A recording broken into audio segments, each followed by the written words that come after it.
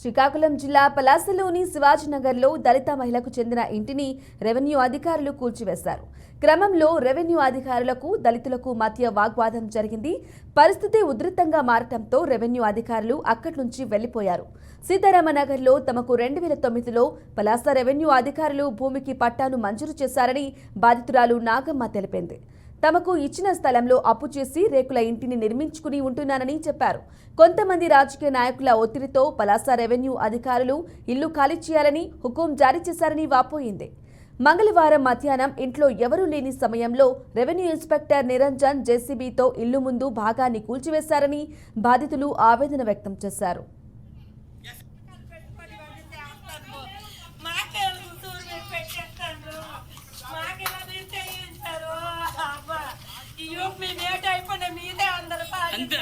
అంతే మీదే అవుతుంది. నా ఇల్లు వరకే అవుతుంది. మీదే అవుతుంది.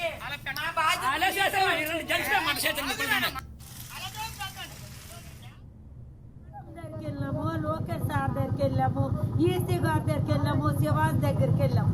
వాళ్ళ మనుషులు మేము అనుకొని మా ఇల్లుకి దారుణం చేస్తాను. ఇలా చేస్తుంటే మేము చచ్చిపోదామా ఉంటామా?